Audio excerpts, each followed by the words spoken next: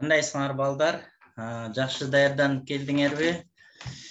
Так, биринчи жолу сабакка катышып аткандар дагы бар, мурунку катышып аткандар дагы бар. Бүгүн өткөн сабакта өткөн логика сабакты дагы улантабыз. Ошондо мурунку сабактарды көрбөй калгандар болсо, Google Classroom'га кирип ошол жактан көрсөңөр болот.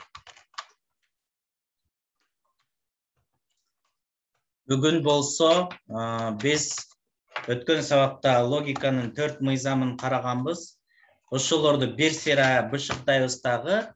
Ой жүгүртүүнүн 3 формасы деген бар. Ошо формалардын бирөөсү тууралуу кеп кылабыз.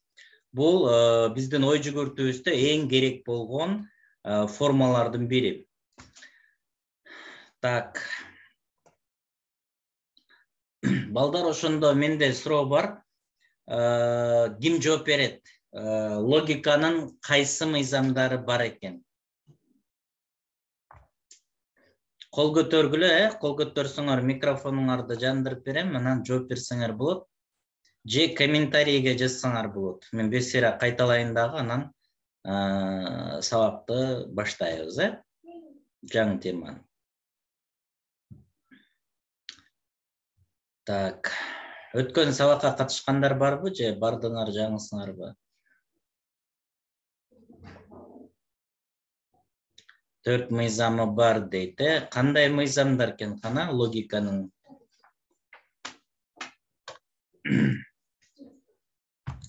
Так, Аяна, микрофонду жандырабыз.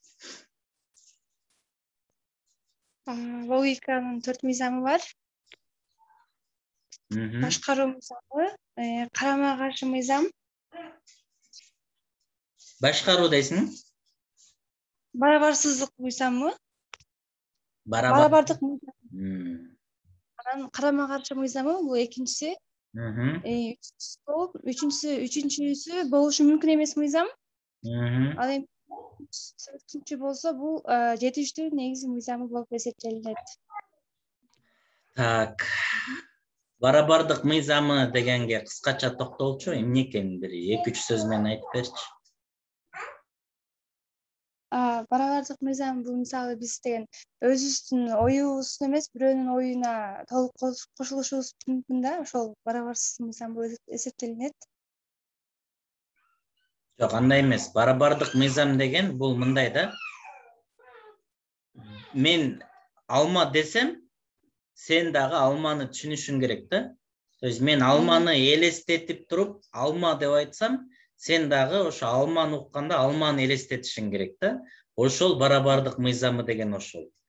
Башкача айтканда, мен алма десем, сен картошканы элестете турган болсоң, экөөбүз талашып калабыз да. Адамдар сүйлөшкөндө ушундай нерсе болот экен. Барабардык мыйзамы бузулган жерде пикир келишпестик, талаш, тартыш пайда болот экен, сөзсүз. Ушу барабардык мыйзамы бузулса. Так, экинчи мыйзамы, карама каршы мыйзамы деген эмне экен?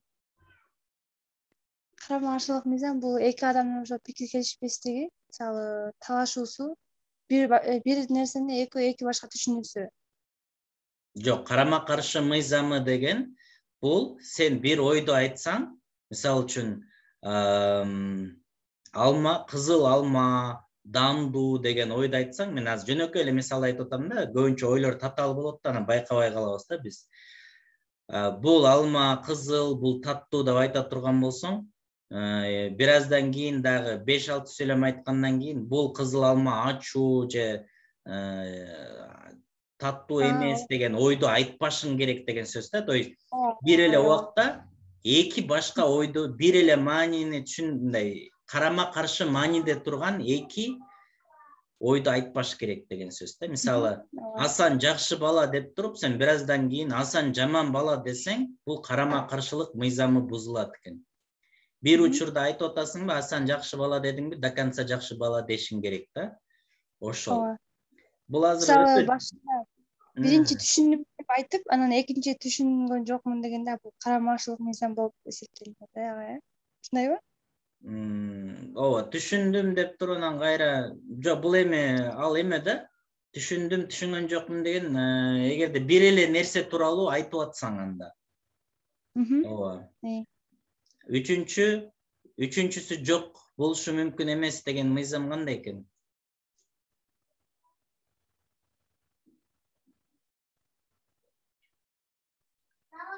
Ким жардам берет? Үчүнчүсү мүмкүн эмес деген дагы мыйзам бар болчу.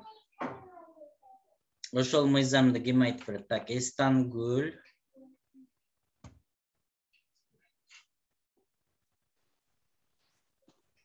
Саламатсызбы агай? Саламат. Мүмкүн эмес деген мыйзам, мисалы, мен бир журналды же тетрадты алып, бир бети кызыл болуп, бир бети кара болуп турса, ошол мүмкүн эмес мыйзам болобу агай? Мисалга келтирсек, менин ар жагымда отурган адам кара десе, мен кызылды айтып аткан болсом, бул мүмкүн эмес мыйзамга кирет да. Жок, ал эмес. Ал барабардык мыйзамы да. Ошо сен кызылды көрүп атсаң, китеп кызыл деп айтсаң, ал жашыл десе, экөө барабардык мыйзам бузулат да, экөөңөр эки башка нерсе тууралуу сүйлөшүп атасыңар да, ошол.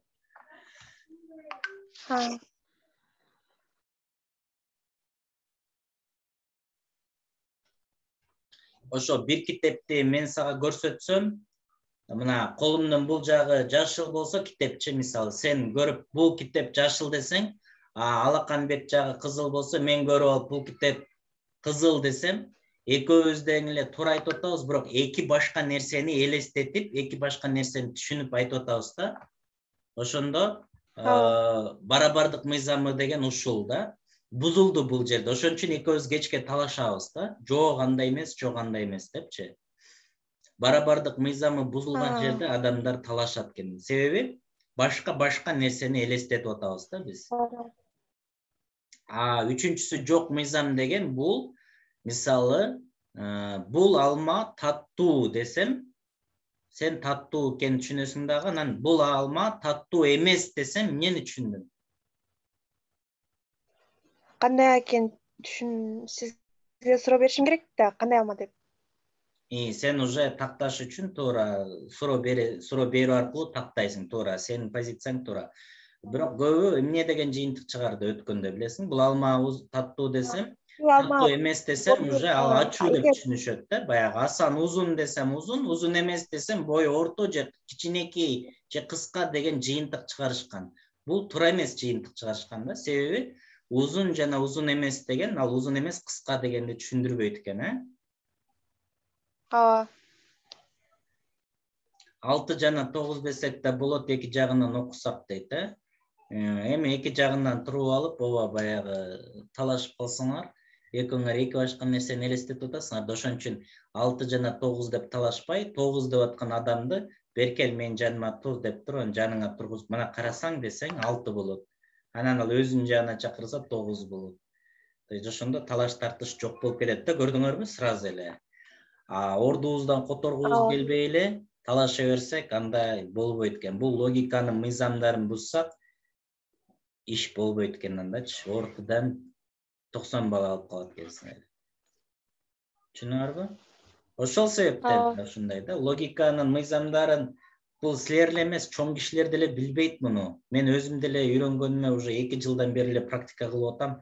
Буга чейин бул 4 мыйзам, анан 3 формасы дегенди билчү эмесмин, бирок башкача ой жүгүртөт элем да, аналитикалык, салыштырмалуу ой жүгүртөт элем.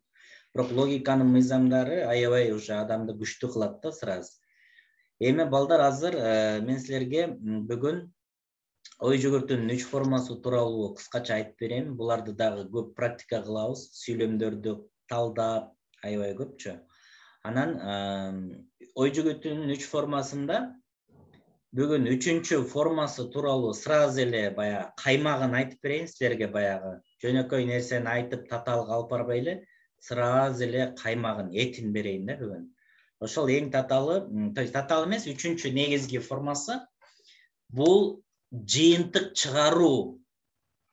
Жыйынтык чыгаруу. Биз баягы ортонун эсептерин көргөндө, баягы аналогия, окуу түшүнүү, сүйлөм толуктоолорду көргөндө, суроолорду окуганда биз эмне кылышыбыз керек? Эң негизгиси эмне кылышыбыз керек биз? Биз суроону окугандан кийин 4 вариант турат. 4 вариантты тандаш үчүн биз эмне кылышыбыз керек, балдар?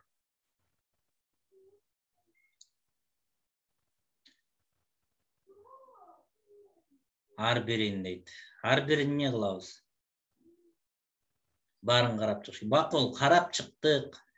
Туура жообун токтолубуз керек. Туура жообун тандаш үчүн биз эмне кылышыбыз керек? Ойлонуш керек дейт. Ой жүгүртүү. Бул жалпы сөздөр балдар. Ой жүгүртүш керек, ойлонуш керек. Бунун бардыгын силер жалпы сүйлөп атасыңар да.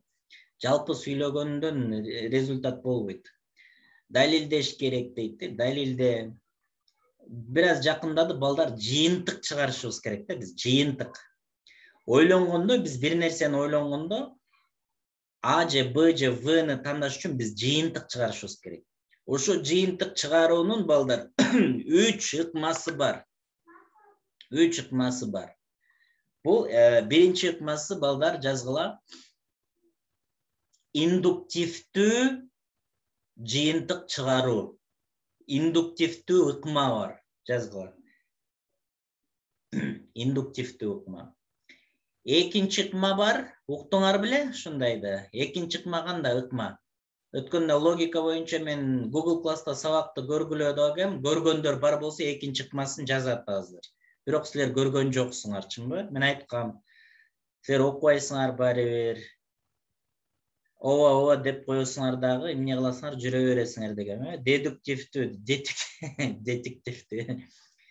дедуктивдүү детектив эмес. Конференцияны запись кылып коюңузчу дейт, Ооба, запись кылам да, сөз. Дедуктивдүү эмес, дедуктивдүү. Макул боло берет. Главный маанисин түшүнөсүңөр, Ооба. Балдар карагыла, индуктивдүү жыйынтык чыгаруу бар экен.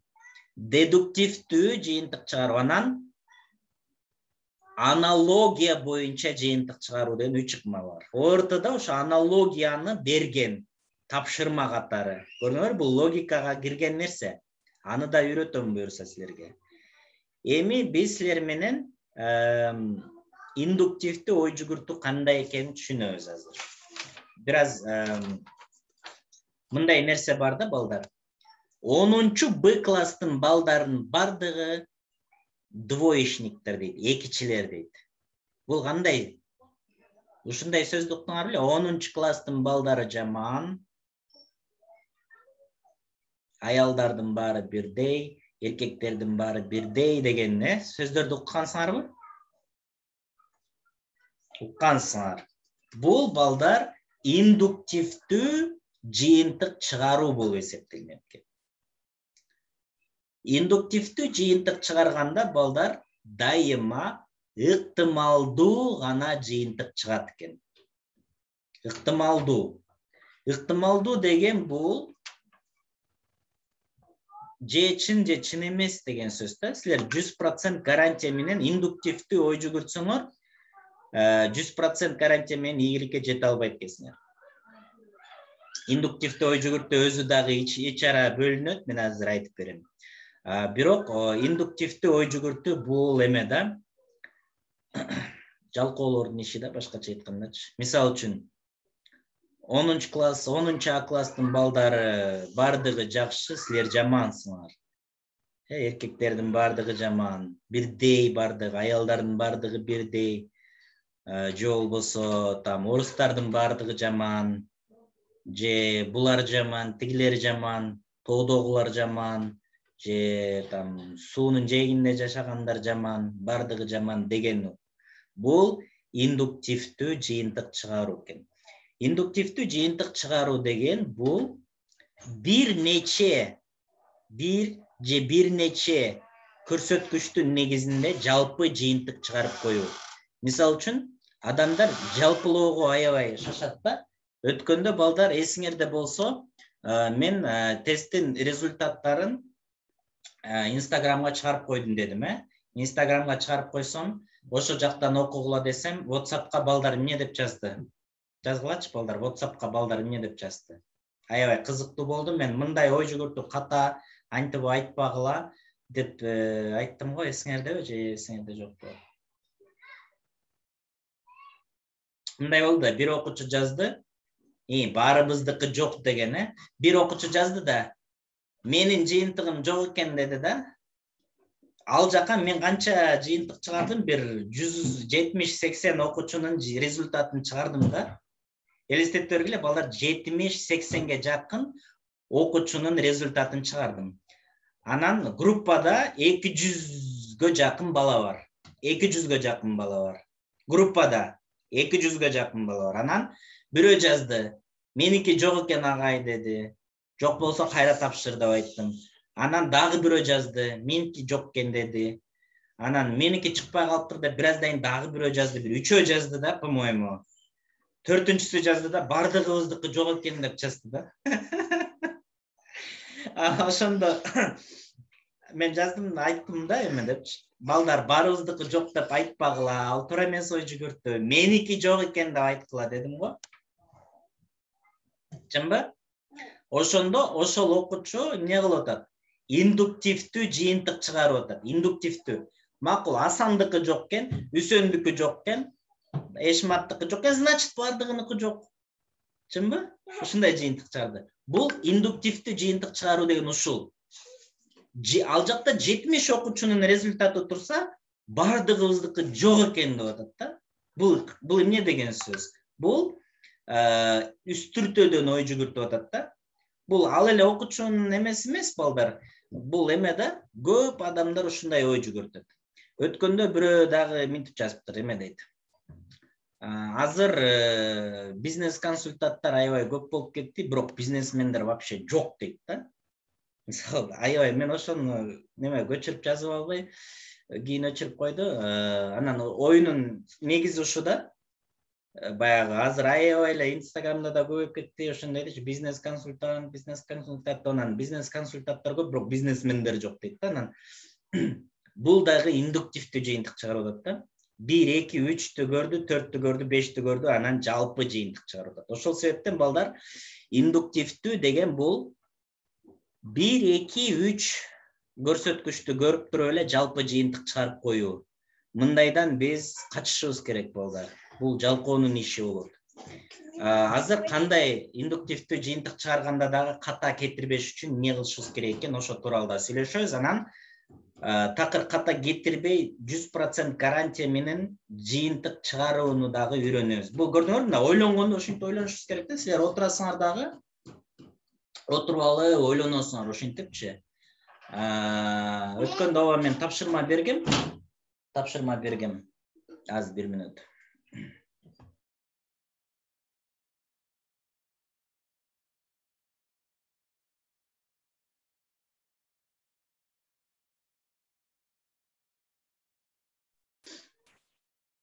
Балдар, ошондо биз мындай нормальный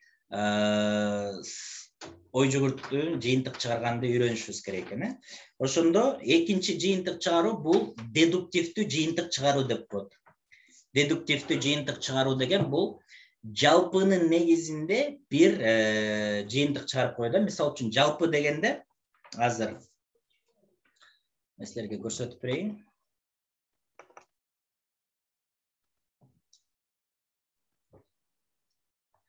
Мисалы үчүн индуктивдүү жыйынтык чыгаруу дегенде мына бул мисалы үчүн бир топ деп бир группа деп коелу, топ ичинде 2 шарик, 3 шарик бар деп элестетели, ичинде 100 шарик бар деп элестетели. Анан мен эмне кылып атам, колумду салдым дагы, бир шарикти алып чыксам А чыкты да ичиндечи. Экинчи шарикти алып чыксам дагы А чыкты. Анан мен бардык шарикти алып чыккым келген жок да, убактым жок. Анан мен айтам да, бул мөшөктүн ичиндеги бардык шариктер некен А экен деп коем да. Мисалы, ушул жыйынтык индуктивдүү болуп эсептелинет экен. Ошондо баягы 1-2 А класстын бир окуучусу кетип баратсаң, залдан кыйкырып, бакырып, өкүрүп, чуркап өтсө, экинчиси дагы кыйкырып, бакырып, чуркап өтсө, мен жыйынтык чыгарып койсом, А класстын окуучулары жаман экен деп жыйынтык чыгарып койсом, ушу индуктивдүү болуп калат экен. Бул ыктымалдуу, бул чын дегендикке жатпайт. Экинчи балдар дедуктивдүү жыйынтык чыгаруу бар.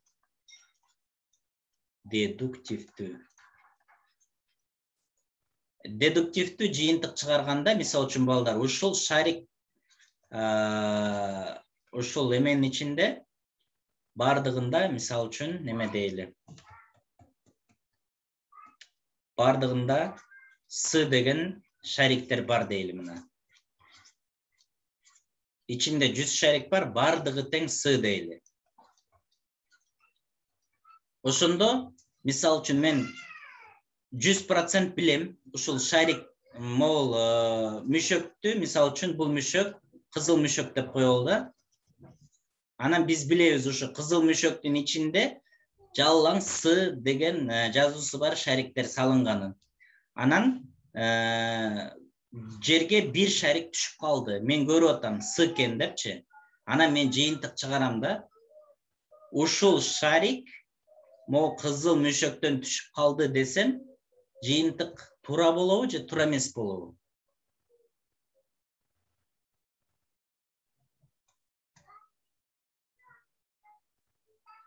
Туура болот, Ушул балдар дедуктивдүү жыйынтык чыгаруу деп аталат. Азыр мен бир аз татаалыраак мисал берейин да. Бул азыр өтө жөнөкөй мисал мен айттым. Муну бардыгыңар эле оңой эле түшүнүп, эми чында деген жыйынтыкка келесиңер да. Мисал үчүн балдар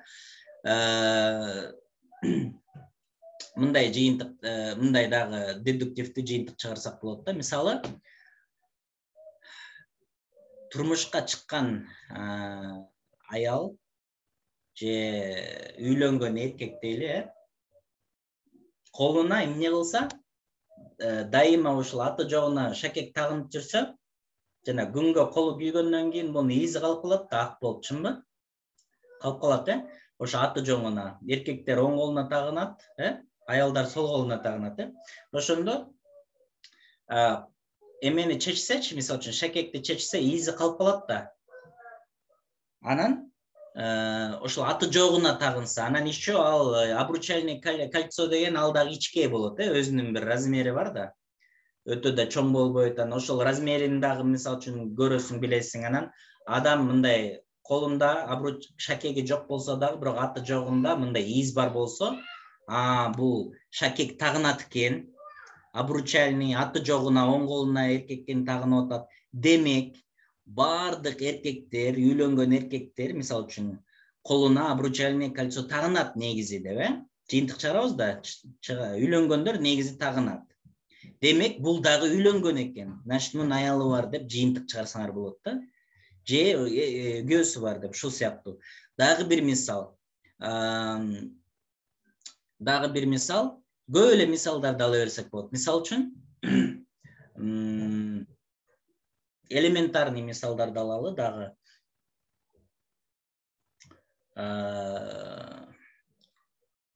Жанакы диалект менен сүйлөгөндөрдү алалы да. Мисал үчүн, Кыргызстанда 2-3 диалект бар, өзүңөр билесиңер, Түндүк диалект, анан түштүк чыгыш, түштүк батыш деп 2 диалектте сүйлөйт. Анан билесиңер, мисал үчүн Таластагылар, Аксы, Жалал Абаддын Аксы району, ал дагы Таласка жакын да. Таластагылар Казакстанга жакын болгондуктан баягы атыр келатыр дегендерди көп сүйлөшөт. Анан мисал үчүн ошентип сүйлөсө, биз сразу Таластык экен деп билип коебуз, чынбы? Себеби Кыргызстандын башка региондору андай сүйлөбөйт да. Демек, биз бул жыйынтыгыбыз туура болот да, чынбы? Ката болбойт. Себеби именно биз ошол Жалал Абаддын Аксы району жагы, Таластагылар ошо ыр деп сүйлөгөндүктөн, келатыр, күлүп атыр деп сүйлөгөндүктөн, бул Таластык экен деп билип койсок, бул биз айткан оюбуз чын болот. Себеби биз дедуктивдүү ой жүгүртүп атабыз. Көрдүңөрбү? Биз жашоодо бул нерсени дедуктивдүү, индуктивдүү деп билбей эле, бирок ошентип ой жүгүртөт экенбиз. Ошондуктан биз дедуктивдүү ой жүгүрткөндө жаңылбайт экенбиз. Дедуктивдүү ой жүгүртүш үчүн балдар, биз кругозорубуз аябай кенен болуш керек. Көп нерсени окуп үйрөнүшүбүз керек да. Баягы Google Classroom'га кирсеңер, логиканын 4 мыйзамы деген мурунку мен сабактын записи бар. Ошол жерде дедуктивдүү боюнча дагы атайын Шерлок Холмстун дагы бир окуясын айтып берген. Азыр бул сабакта кайталабай эле коеюн, убакытты коротпой. Бүгүн эми жалпысынан мына кичине айтып бердим.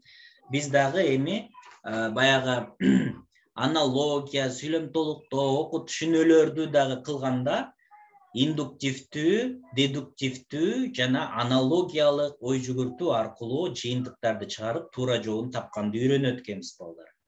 Практика жүзүндө силер менен карайбыз балдар булардын бардыгын.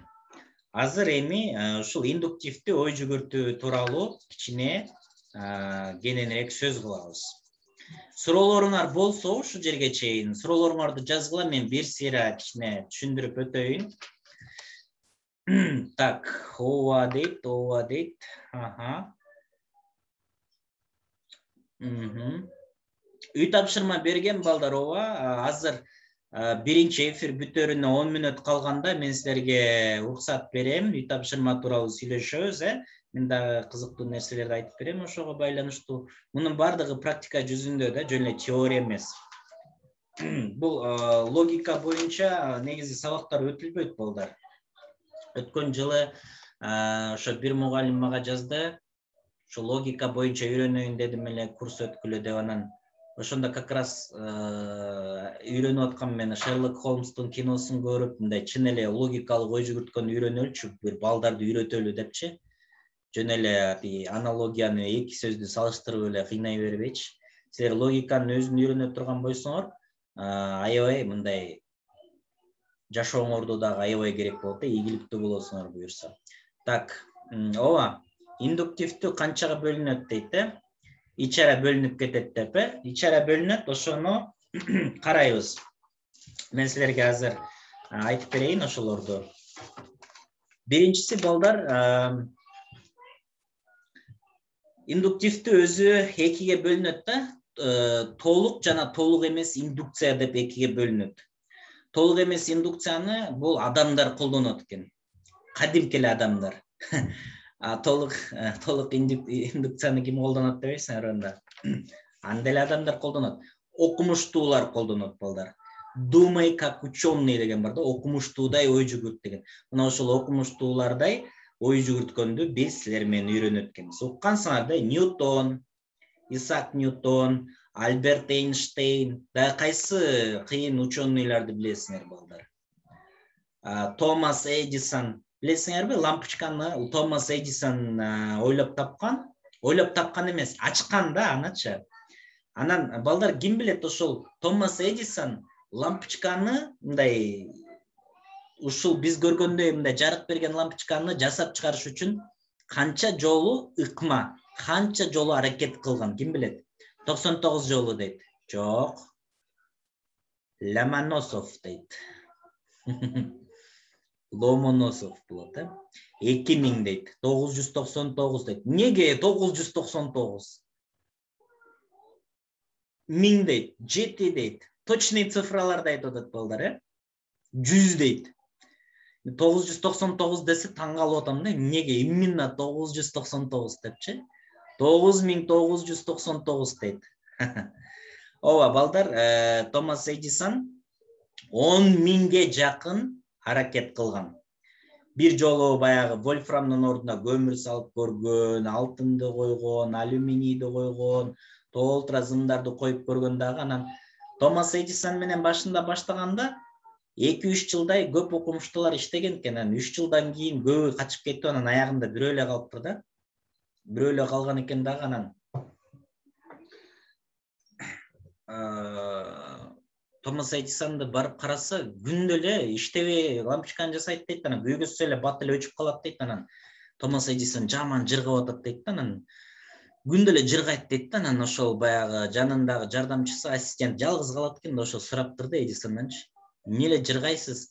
Элдин баары кетип калды, мына мен эле калдым, мен деле уже кетейин деп калдым, түшпөй атам. Сиз жыргап атасыз, ыйлашыңыз керек да десе, Томас Эдисон айтат экен, мына канча жолу аракет кылдыңыз дейт да, мына 5000 жолу аракет кылдыңыз, болбоду, вообще результат чыккан жок десе, Томас Эдисон айтат экен, вот көрдүңбү, биз лампочканы кантип жасабаштан 5000 жолун уже үйрөнүп билип койдук дейт экен да. Мына кантип 5000 мен болжол менен айтып атам, аз 5000 киши кылып көп ыкманы айтканда, кантип жасабаш керек мен точно билем депчи.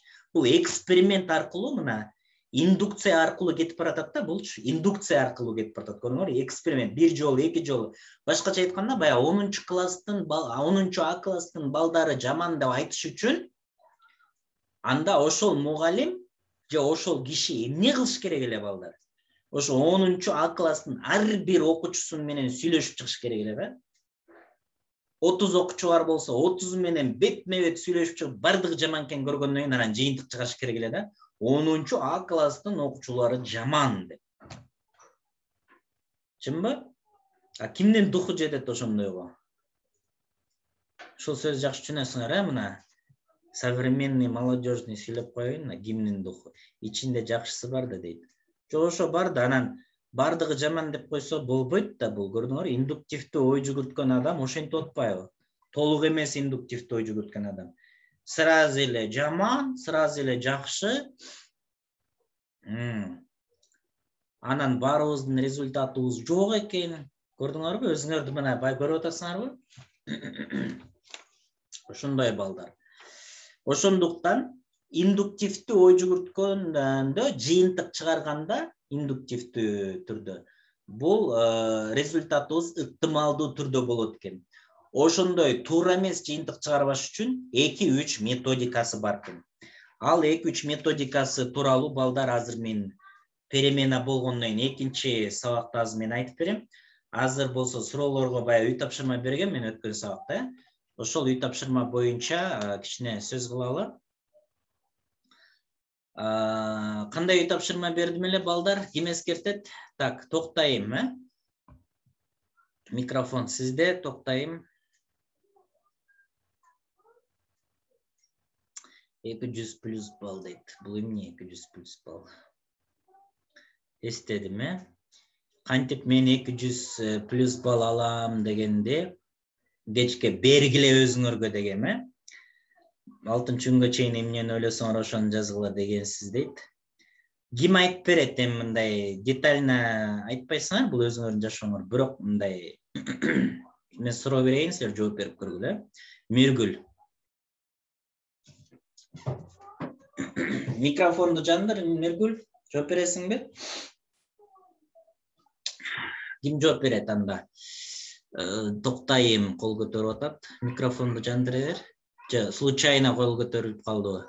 Мектепке барго ким жооп берет десе, агай мына мо жооп берем деп атат деп бири-бирине шылтап коет го, ошондой болуп кетпедиби? Түшүндүк дебешибиз керек экен дейт. Мен силерге ооба 2 задание бергем, эстедим. Биринчиси, кантип 200 балл алам деген суроону эртеден кечке чейин, бая 4-күнү кечинде айткам, 6-күнү ушул убакытка чейин бергиле деп. Эми мен тапканга аракет кылайын азыр. Кечкеге эмне тамак жасайм, түшкүгө эмне тамак жасайм деп көп ойлонот экенмин дейт. Анан экинчи баягы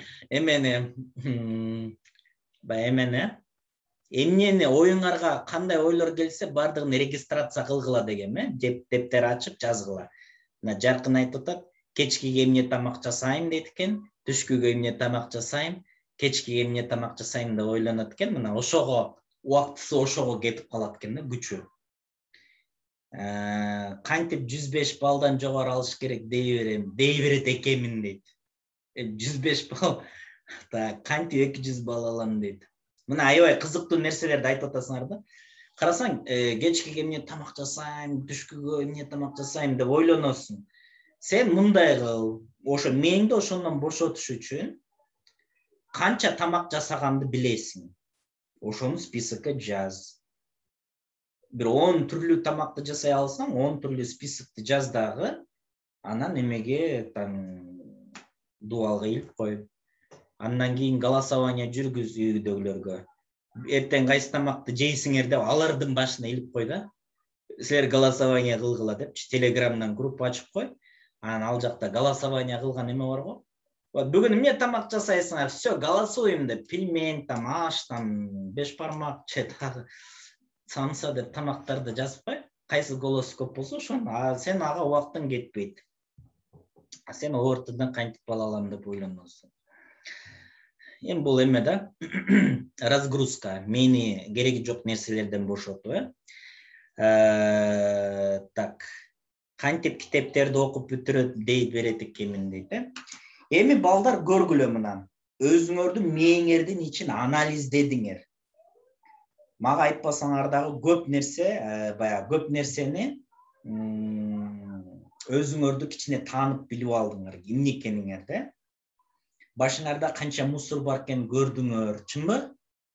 Эми балдар ошол башыңарда ошончо кереги жок мусорларды мына көрдүңөр, ошону менен силер каерге чейин барасыңар. Мен аналогия кылып айтайын. Курсагыбыздын ичине бартык эле тамактарды киргизе берсек эмне болот? Баарын эле алып эле жей берсек эмне болот? Ошол сыяктуу эле мээбизге киргизип атабыз да, кереги бар, кереги жок информация. Ошон үчүн ырларды укпашыңар керек силер. Каяктагы мен сени сүйөм, өлөм деп эле жинде эле боло берет. Азыр жаштар бүт эле келесолордун баарын эле угасыңар да, чынын айтканда. Сөздөрдүн бир мааниси жок. Анан жашооңордо ошого окшош ситуация болсо, силер дагы ошону кылганга даяр болуп каласыңар. Себеби жашоодо кантиш керек экенин сен билбейсиң да. Анан бирөө сүйгөнүнө жетпей калганын көрүп анан тиги эмеден 10-чу этаждан секирип кеткенин көргөн болсо, силер да ошону кылганга даяр болуп каласыңар да. Ушунча керек экен, жашоо ушундай экен депчи. Баягы Ромео менен Джульетта бар го. Сүйүп экөөнү үйлөнтпөй койсо, тиги бирөө өлүп калса, экинчиси да өлүп калат го. Бул вообще 18-17 жаштагы мээсинде эчтеке жок жаштар болгон да алар. Силер деле азыр 17-18десиңер, силердин мээңерде дагы азыр эчтеке жок пока. Бирок үйдөгүлөр менен силер талашып урушасыңар да, мен чоңойдум да, чынбы? Мээңер пустой, азыр эчтеке жок, билбейсиңер. Ошол себептен кереги жок мусор менен толтурбаш керек. Көрдүңөрбү? Анан ошол себептен мына индуктивдүү, дедуктив бардыгын үйрөнөбүз. Эми силер мээңерди регистрация кылгандан кийин керектүү 3-4-5 ойду жазасыңар. Анан постоянно ошол ойду кайталайсыңар. 200 балл керекпи? Мен канткенде 200 балл алам. Ушул суроону балдар мен бергиле деп айткам, Ошондо кимде ушул ой, ким ушул 200 балл алам дегенди ким кармай алды мээсинде? Көбүңөр унутуп калдыңарбы балдар? 200 балл дегенди унутуп деле калсаңар керек, бир күн ошол күнү эле берип анан кечинде унутуп калып эртеси башка проблемаңар менен жүрдүңөр болуш керек, Так, Нураида кол көтөрүп атат, микрофон сизде, Нураида, кана. Унутуп калат экен дейт, Миргүл, чындыкты айтып атат, ооба. Инстаграмда өчүрүү дейт, унутуп калат экенбиз дейт. Ооба, мээ ошондой. Мээ силерге баш ийбейт, балдар, силер ойлоп атасыңарбы, мендин ээси менмин деп. Жок, силер эмессиңер. Мээңер силердин ээңер да. То есть башкача айтканда, силерди ошо мээңер эки кулактын ортосундагы мондай 1 килограммга жетпеген масса башкарат. Балдар, мисал үчүн дагы бир кызыктуу нерсе айтайынбы? Оозуңарды мындай жаап турсаңар, мындай 5 секундка чейин.